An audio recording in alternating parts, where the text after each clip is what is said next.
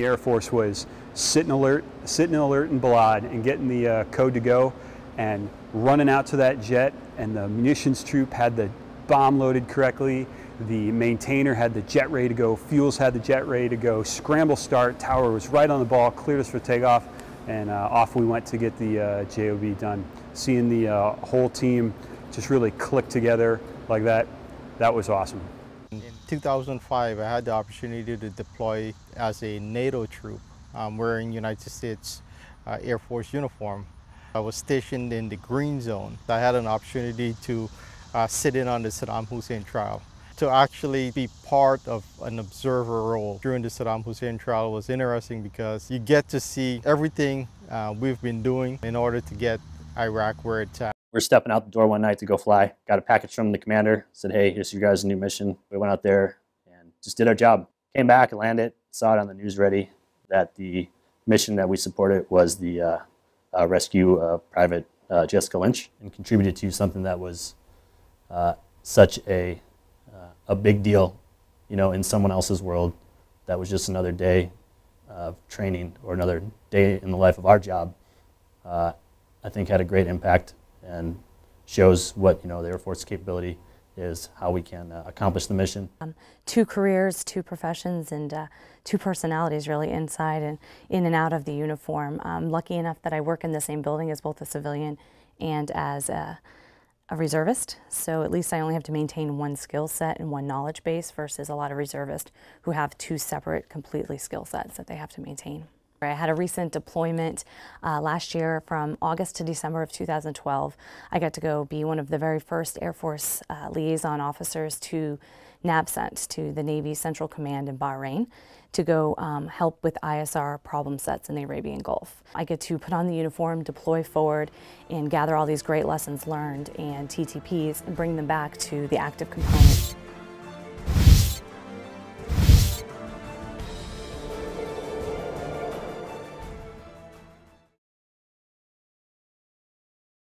I'm a military brat, born and bred.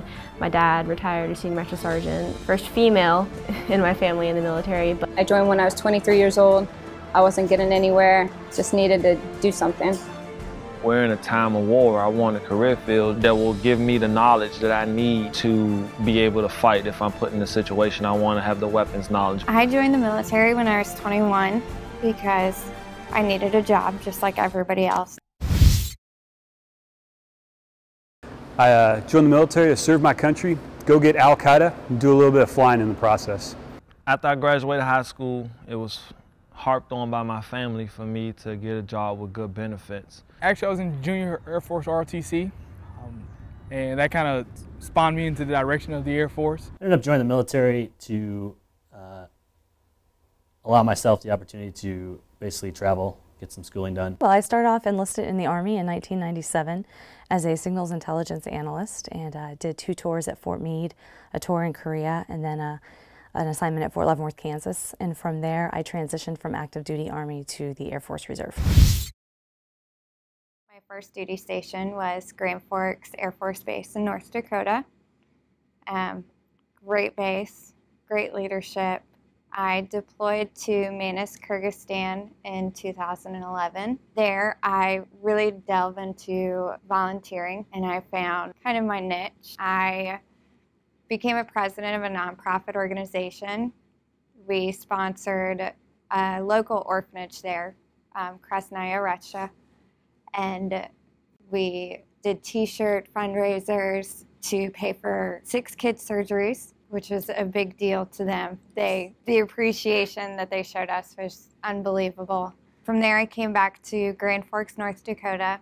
My mom had been battling cancer for 2 years already, and I wanted to do something locally to help cancer patients since I couldn't be home to help her at the time. So I started volunteering at the local hospital there, which was all true. And I would go in once a week and sit with the chemo patients while they had their treatments. And I would deliver their meals for them and do anything I could to help, whatever they needed. So me and one of my good friends, we decided to make wristbands that said, "We support cancer awareness," sold them for $5 a piece. And we ended up raising enough money to give over 100 chemo patients meals. Now, at the same time that all this was going on, I got humanitarian orders to Langley Air Force Base so that I could come back and be with my mom. And my squadron has been so supportive of me. I was an MTI for 4.5 years. I got a chance to lead thousands of airmen in total. I mean, I directly affected about 400 or so. Being down there gave me a set of skills that you can get nowhere else, really. My favorite moment was when I actually completed my training. I got my hat in front of everyone that was out there at parade, got my instructor badge. I was able to stand out there with my peers, salute smartly, and then I got to go back to my flight and then march my flight down the bomb run. And there's very few other feelings that are like that. And I'm proud that I've been able to do that for literally hundreds and thousands of airmen. My vision for the future of the Air Force will be that we will continue to do what we've been doing since 1947. Our story, our future. I thought about that, how many years my dad did in the military, and then I kind of carried the torch. The future is me growing the guys to basically be my replacements.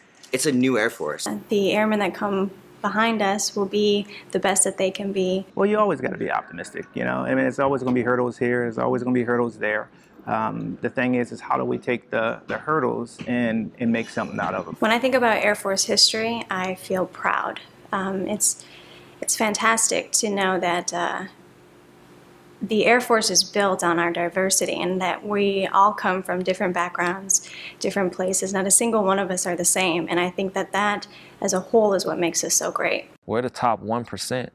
Just being that, period, to be able to say that I rose my hand to defend the Constitution against all enemies, foreign and domestic, is the benefit to me. My long-term goal is to make chief one day as a career 1-in-1 and outrank my dad. It's much more than just the individual. We signed up for a reason. We're here to take care of our mission. We're here to take care of our family, our fellow airmen. We also have to look out for those that are coming to replace us. And just being committed to the service to the country and to our family.